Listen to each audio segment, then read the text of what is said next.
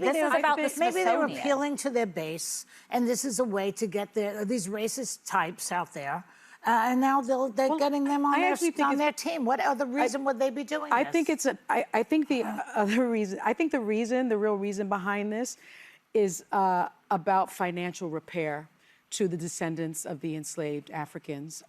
Say what you mean, so you can say, so people understand. Yes. Reparations. Yeah. And so what this is about is money, Joy. Yeah. This is not about anything else. It's about this country trying to avoid paying African Americans our due. The ladies of The View are in full meltdown mode after Republicans question the Smithsonian's political messaging. And of course, Sunny Hostin claims the real reason behind all of this is because Donald Trump doesn't want to pay reparations she feels is owed to herself and others. Just watch. Smithsonian museum officials gave their testimony to a House Oversight Committee hearing over GOP claims that the American History Museum has been using a radical ideology in their exhibitions about history. Oh.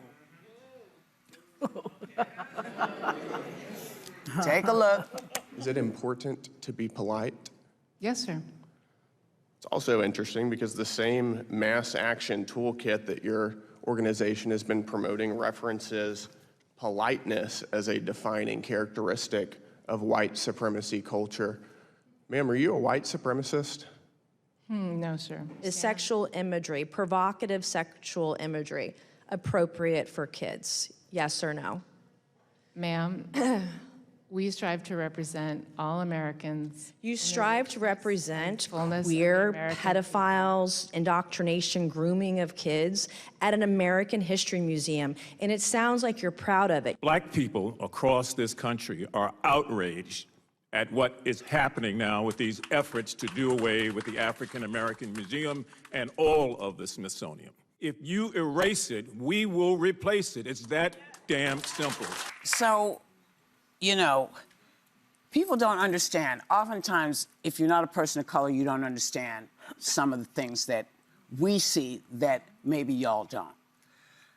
I think that they were trying to make a point that was ridiculous because the Smithsonian's point is that everybody has all of these issues. So when you look at their list of things that they were complaining about, they were talking about people seem to feel that being polite, being hardworking is only for white people.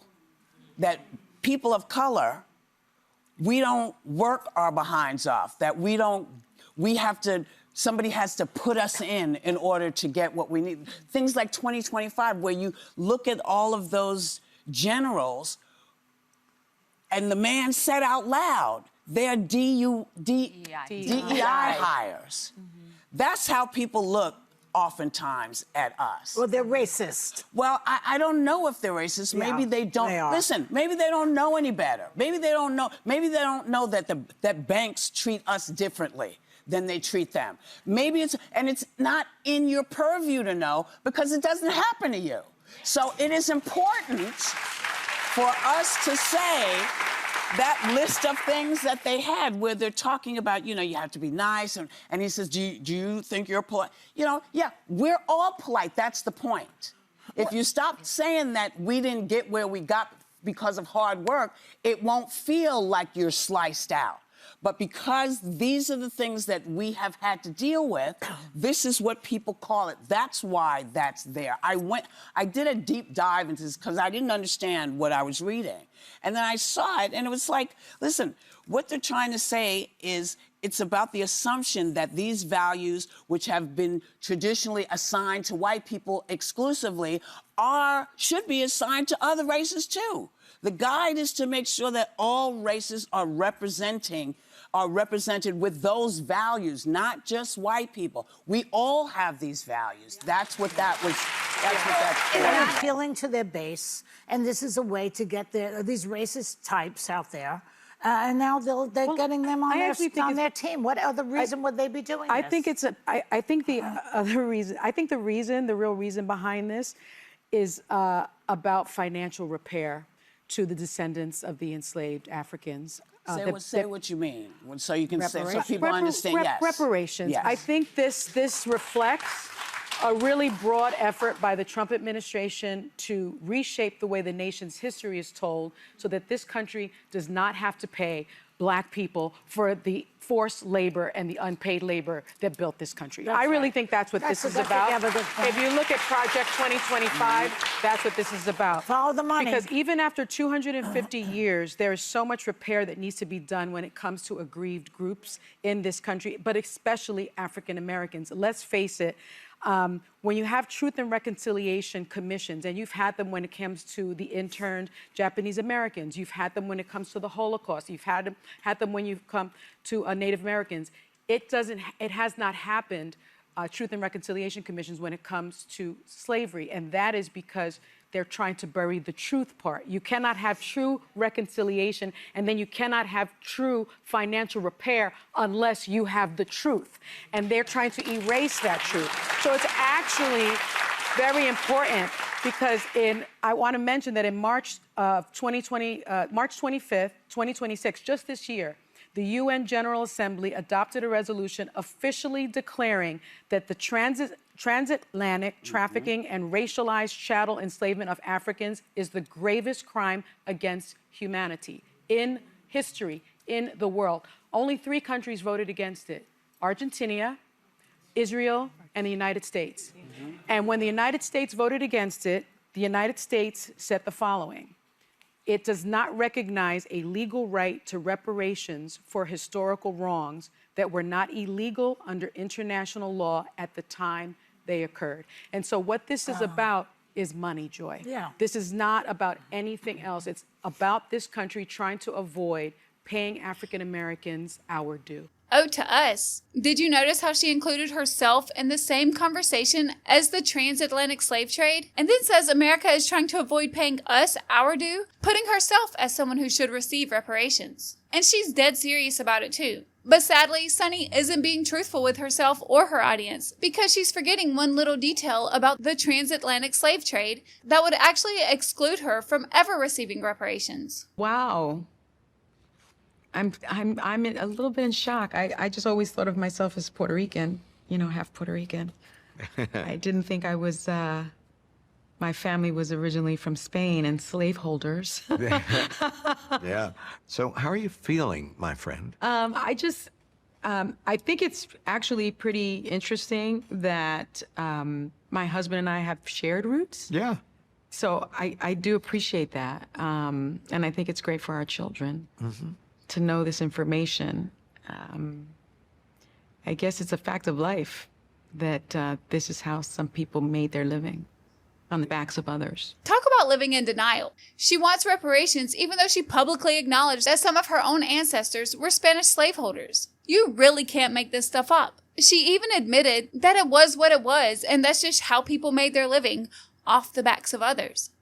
So how does she go from that to this? You know, I was really reluctant. I don't know how you felt when you did it, Whoopi, but I was really reluctant to do it because I just sensed that there could be something in my family history that would be disappointing. Negative. Negative, yes. I thought I was going to have that kind of moment. And Skip had asked me to do it for a long time, and I finally decided to do it because I thought it'd be helpful for my children and my children's children to know what their real history was, you know? So the family business, I had been told that they were printers and journalists, but they were in fact enslavers. And my mother, so a hush fell over the audience. It was deeply disappointing. Honey, how does this change you, though? You mentioned your mom was upset and this was shocking and maybe deep down you kind of resisted it. How has this changed you, knowing what you're hearing now? You know, I think at first I was deeply disappointed. The slave thing is a bummer. It's a bummer. I can't control it. I still believe, I still believe in reparations, by the way, so y'all can stop texting me and emailing me and saying that I'm a white girl and that I don't deserve reparations.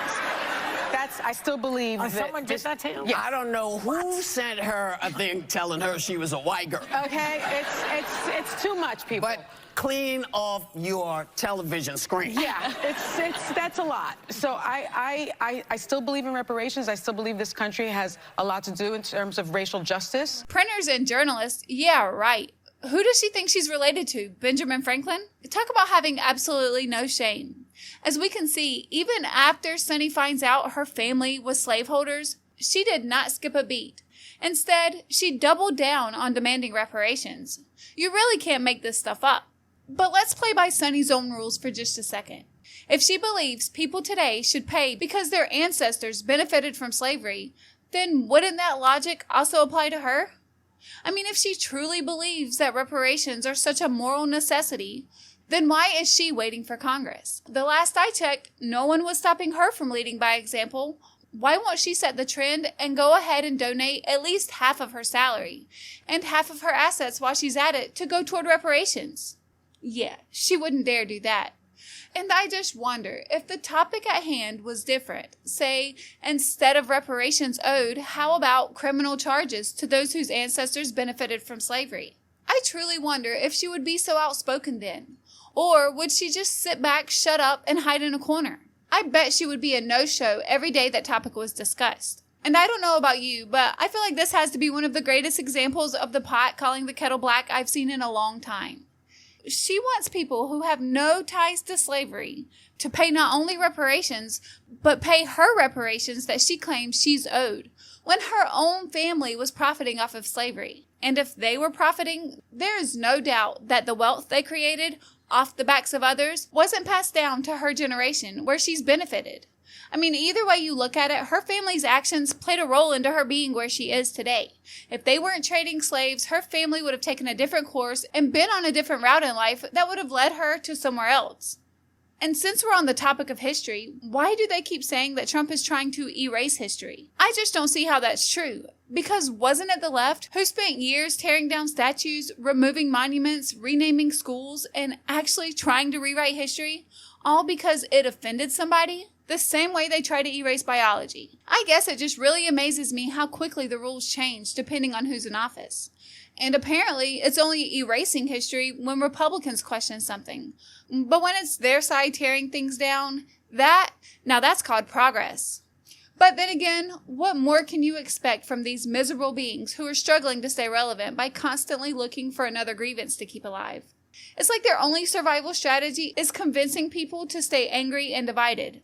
But then again, that's just my opinion. I would love to know your thoughts on this in the comments below. And if you enjoyed this video, give it a like and please consider subscribing to the channel. Your support is greatly appreciated. Thanks for watching, and I'll see you in the next one.